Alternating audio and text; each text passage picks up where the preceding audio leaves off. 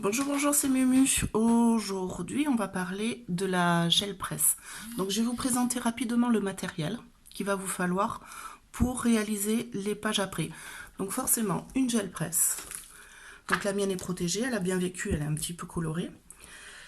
Je conseille d'avoir une vraie gel presse et pas une presse faite maison. Déjà, d'une, il y aura un meilleur résultat sur vos imprimés.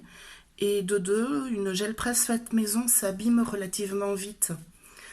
Donc si vous voulez travailler par exemple sur un mini-album, je ne sais pas si vous aurez le temps de faire toutes vos pages avant qu'il y ait des trous ou des fissures dans votre gel presse.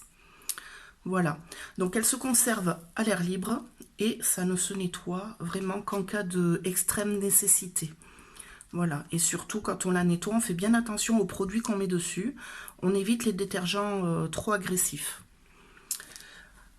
Pour la suite, un rouleau caoutchouc. Donc c'est l'élément assez essentiel pour étaler notre peinture et faire les effets sur la gel presse. Donc c'est important de prendre un bon rouleau caoutchouc. Voilà. C'est plus ou moins cher suivant les marques, donc faites attention, regardez bien avant de vous lancer. Et après, niveau qualité des rouleaux, moi personnellement, j'ai pas vu grande différence. J'en ai testé plusieurs et c'est les mêmes. Franchement, moi je vais au moins cher.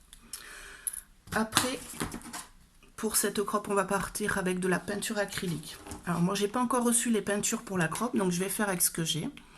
J'ai choisi ce combo de couleurs qui va aller avec mes photos qui sont plus ou moins girly. Peinture acrylique toute bête. Après, toutes les peintures acryliques font l'affaire. Plus la marque, plus le produit est de qualité, forcément, plus vous allez avoir de meilleures impressions. Voilà. De la peinture acrylique blanche. Alors là, par contre, je fais très attention à la qualité de la peinture acrylique blanche parce que c'est elle qui va me servir de médium. Je vais me servir de cette peinture pour faire adhérer mes motifs à mon papier. Donc là, je fais bien attention à ce qu'elle soit opaque, mais c'est des goûts personnels. Donc opaque et une bonne marque de peinture acrylique.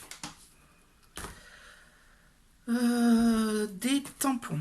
Alors, c'est pas franchement des tampons, on appelle ça des timbres. Donc, ce sont des timbres pour faire des motifs. Il en existe plusieurs marques. Donc, moi, j'ai investi dans Caramel Studio parce que j'aime beaucoup leurs motifs. Mais vous en avez chez plein d'autres marques qui fonctionnent exactement pareil. Donc, ça se compose d'un tampon imprimé à l'envers pour que quand on tamponne, on ait les écritures ou les chiffres ou les motifs à l'endroit.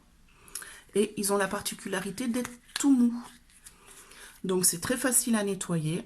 Quand on a fait nos trucs, on met dans une petite bassine avec un petit peu de pexitron, mais vraiment 2 gouttes. On les frotte avec les mains. Alors vous évitez tout ce qui est abrasif dessus du coup, parce qu'après ça va vous faire des traces. Et vous laissez sécher et vos tampons sont propres. Bon, moi ils ont vécu. Donc ils sont un petit peu tachés, mais c'est pas bien grave. Il vous faut des pochoirs et des masques. Donc des masques et des pochoirs de ce que vous aimez. C'est à vous de voir le style que vous voulez donner à vos pages. Vous pouvez avoir aussi du matériel de récup qui peut donner de la texture. Donc ici j'ai du papier bulle et j'ai une raclette avec plusieurs styles dedans que je peux utiliser pour venir travailler ma peinture acrylique comme ça. Bon, c'est pas le matériel que moi j'utilise le plus, mais on peut tout à fait l'utiliser. Il vous faut du papier. Donc personnellement je conseille du papier un petit peu épais, aquarellable. Moi j'ai choisi de le prendre lisse, mais il y en a du légèrement texturé.